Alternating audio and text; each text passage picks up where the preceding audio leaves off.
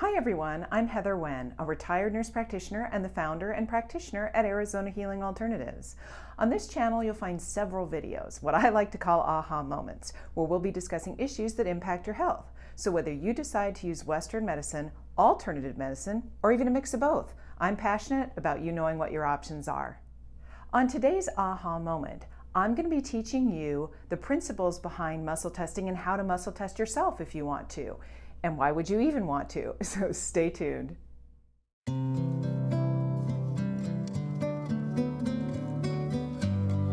So if we think about muscle testing, what's interesting, it's also called applied kinesiology. What is that based on? Well, in the video that I did called Energy Medicine or Woo-Woo and Nurse Practitioner Story, there's actually a demonstration, and then I shortened it up a little bit, so on the YouTube channel there's a little demonstration of what it is. But the way I kind of look at it, because I come from Western medicine, the way I look at it is in explaining it. Well, what is it about? How can you test a muscle and figure out what's going on in the body, or the body letting you know what's going on with it? Basically, if we think about a reflex, if I think about a reflex coming from Western medicine, if I stick my finger in a hot candle, all of a sudden I pull back from it. Well, why is that? Well, basically, I have a nerve that runs from my finger, goes all the way up through the spine to my brain, and if there's something hot there, there are receptors there in my finger that tell my brain, ouch, that hurts, please remove that. And so then that nerve that goes up to the brain, another signal from the brain goes down, innervates the muscles, and makes the muscles pull back. Well, similar to that, when you look at applied kinesiology or muscle testing, what you're doing is you're testing the strength of a muscle. It could be arms, it could be legs, it really doesn't matter. But what you're going to do is you're going to test that strength and touching different points on the body. So some are acupuncture points, but some are different points that people have come up with that can help read the body and what's going on. For example, there's the gallbladder point, which is actually right here, and that gallbladder point, if I test myself, which we'll go into that in a minute, am I getting a strong response or a weak response? So why would you want to muscle test yourself anyway?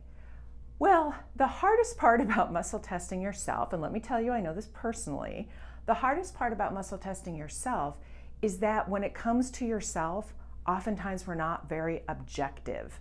Okay, so we're very subjective. So even for myself, while I'm testing vials or I'm testing things on myself, sometimes it's really difficult, which is why I always recommend you get somebody else to muscle test you. However, if you want to do quick things, for example, I test supplements on myself before I buy them. I mean, yeah, I could return them, but if I put something close to my chest, and we'll talk about the allergy elimination technique in another video, but if I hold something close to me and close to my chest and the muscle goes weak, that means the body isn't in harmony with it or doesn't like it. Now, there are things we can do to fix it, but for me, do I want to take the time to fix it for myself? Probably not. What I want to do is get another brand, which is why you probably won't want to be near me in a grocery store, because I'll be doing this. I'll be the weird woman in aisle 3, muscle testing myself. But basically what you can do to practice this, the best way to practice, I'll show you 3 different ways to do it.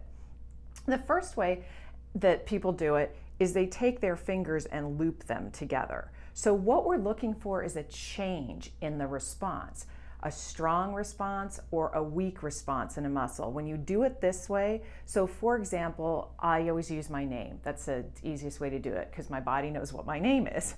So if I say my name is Heather and I try to pull those fingers apart, it's strong. I can feel that. I can't do that. If I say my name is Alfred, oh, it's not as strong. I can pull those fingers apart. Now for me, a lot of people use that technique and they test themselves and things, and that's fantastic. For me, that doesn't work as well, but I want to show you that one. And then other people, they take their finger and they test, because if it's strong, like my name is Heather, it's hard to push it down. If I say my name is Alfred, you see it moves a little bit. I'm just looking for that difference in movement.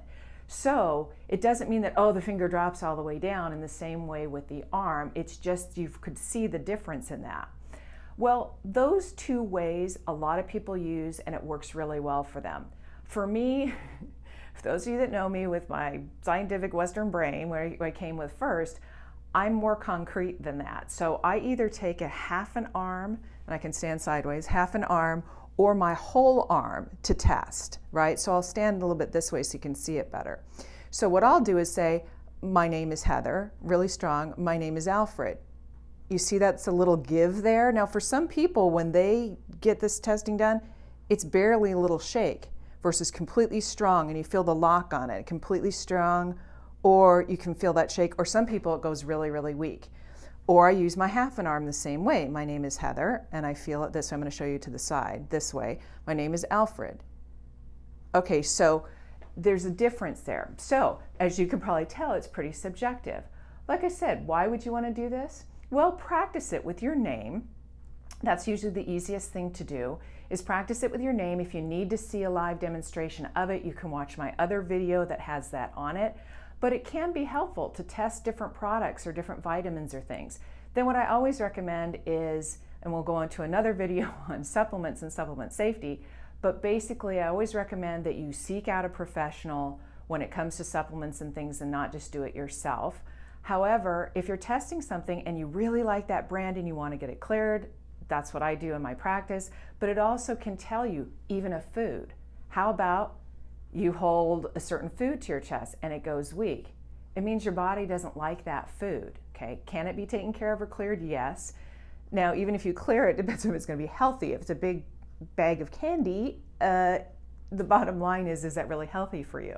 But that's another issue altogether.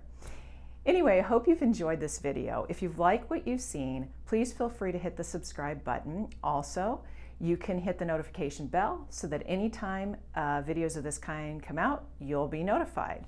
So play around with that, see what you think of it. Feel free to write comments in the comment section about it, and have a great day.